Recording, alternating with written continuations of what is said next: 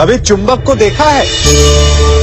कैसे वो लोहे की ओर आकर्षित होता है और कैसे वो लोहे को अपनी ओर आकर्षित करता है, क्योंकि उसके स्वभाव में ही आकर्षण है।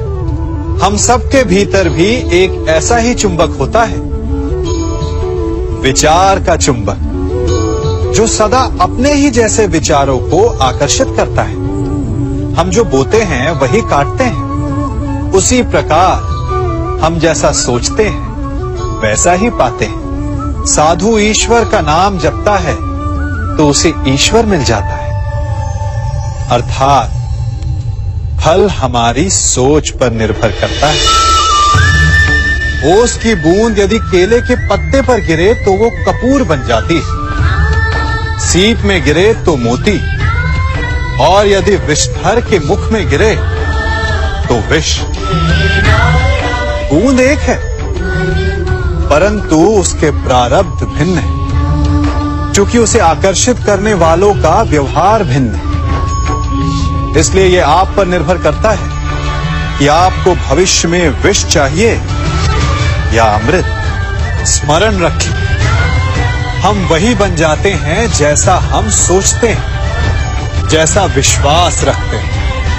यह आपका विश्वास ही है जो ये निर्धारित करेगा कि आपको विष मिलेगा या अमृत। इसलिए अपनी सोच को सुदृढ़ रखिए, सकारात्मक रखिए, और फल भी सकारात्मक ही आएगा। जब से ये सृष्टि बनी है, नदी की धारा और चट्टान के मध्य सदा संघर्ष रहा है, परंतु हर बार चट्टान की कठोरता को हारना पड़ता है, और नदी की धारा कोमल होते हुए भी कठोर चट्टान को काट देती है। कभी सोचा है क्यों? चट्टान इतनी कठोर और जल इतना कोमल, चट्टान इतनी दृढ़ और जल इतना लचीला, फिर भी सदा जल कठोर चट्टानों के मध्य से अपना मार्ग बना ही लेती है। कारण केवल एक है, और वो है लगातार चलने की क्षमता। जल बढ़ता रहता है, चट्टान अडिग रहती है। इसी कारण जल चट्टान को काटकर मार्ग बना लेता है। इसलिए लगातार चलते रहिए, रुकिए मत, क्योंकि चट्टान जैसी हर समस्या को आप भी जल की तरह काट सकते हैं। इस फल को देख रहे हैं आप? अभी अभी अपनी डाल से अलग हुआ है। बड़ा दुख होता है ना जब आप अपने उद्गम से अलग होते हैं, परंतु ये दूरी भी आवश्यक है। अब इस फल को ही ले लीजिए। अपने जीवनदाता वृक्ष से अलग होकर ये ना केवल किसी की भूख शांत करेगा, अभी तो इसके भीतर के बीज से एक नए वृक्ष का सृजन भी होगा और कई फल जन्मेंगे। सृजन की प्रतिक्रिया में पीड़ा आवश्यक है। यदि पीड़ा नहीं होगी तो सृजन नहीं होगा। पीड़ा अपने उद्गम से दूर होने, पीड़ा अपनों से दूर होने। इस फल की भांति हम मनुष्यों को भी अपने उद्गम से, अपने सगे संबंधियों से अलग होना पड़ता है, और यही अलगाव एक नए सृजन को, एक नई सृष्टि को, एक नए विकास को जन्म देता है। इसलिए ऐसे अलगाव से दुखी मत होइए, उसका स्वागत कीजिए, क्योंकि ये विकास की नींव है। अपराध वो भावना है जिसके कारण संसार में सदा दुख ही व्याप्त रहता है। हम सब अपराधियों से घृणा करते हैं, उन्हें कोसते हैं, परंतु क्या कभी विचार किया है कि कोई भी जन्म से अपराधी नहीं होता? तो ऐसा क्या कारण है कि कोई इतना बुरा बन जाता है कि वो बुराई की सीमाएं ही पार कर जाए? कारण है कामना।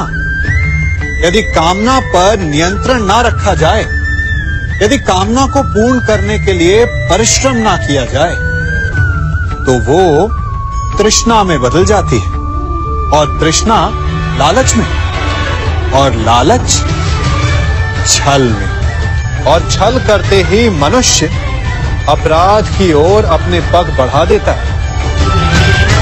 इसलिए यह अत्यंत आवश्यक है कि मन की कामनाओं पर नियंत्रण रहे।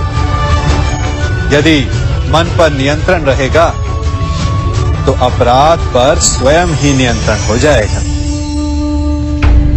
हम सबका मन करता है कि हम जीवन में ऐसे शिखर पर पहुंचे जहां हमसे ऊपर कोई ना हो, जहां हमें कुछ करने की आवश्यकता ना पड़े, है ना? कुछ लोग इस शिखर पर पहुंच भी जाते हैं, परंतु उनका मन सदा विचलित रहता है।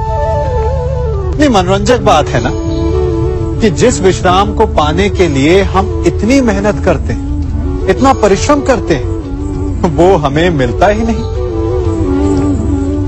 कारण स्वयं सोचिए, वन का राजा होने के पश्चात भी सिंह को अखेट के लिए परिश्रम क्यों करना पड़ता है? सोचिए। मैं बताता हूं, क्योंकि राजा होने का अर्थ ये नहीं कि वो सदा सोता रहे और मृग स्वयं उसके समक्ष आकर कहेगा कि आइए महाराज, मुझे खाकर अपनी भूख मिटाइए। तो समझ लीजिए, कार्य आपके परिश्रम से संपन्न होते हैं, केवल कामना से नहीं। यदि आप नीचे हैं तो सदा स्मरण रखें कि आपका परिश्रम ही आपको ऊंचाइयों पर ले जाएगा, और यदि आप ऊंचाई पर हैं तो वहां पर भी रहने के लिए आपको निरंतर परिश्रम करते रहना होगा। अर्थात परिश्रम से मुक्ति नहीं है, क्योंकि परिश्रम ही जीवन है। सबसे अधिक महत्वपूर्ण क्या है? जीवन, या जो जीवन में पाया, यात्रा, या यात्रा पूर्ण करने के बाद पाया गया लक्ष्य, कर्म या उसके फल? बहुत ही महत्वपूर्ण परंतु विकट प्रश्न है ना? परंतु तनिक धीरज से सोचेंगे तो इसका उत्तर अधिक कठिन नहीं है। यदि जीवन यात्रा है तो उसका लक्ष्य क्या होना चाहिए? स्वयं सोचिए। मान, संतान, धन? नहीं ना। अंतिम लक्ष्य है परम आनंद, और ये अचानक से नहीं मिलता। इसे पाने का केवल एक ही उपाय है, और वही आपका कर्म है, वही आपकी यात्रा भी, और वही आपका प्रारब्ध भी है। और आपको कौन बताता है कि आपके लिए सही क्या है? वो है आपका मन, जो मस्तिष्क की भांति हानि और लाभ नहीं सोचता, जो आपको ये बताता है कि शुभ किसमें, संसार का कल्याण किसमें, आनंद किसमें। यदि आपका मन संयमित है तो वो आपका सबसे महत्वपूर्ण मार्गदर्शक है, जो आपकी यात्रा, आपका लक्ष्य, आपके कर्म और उसके फलों को सबको शुभ बना सकता है।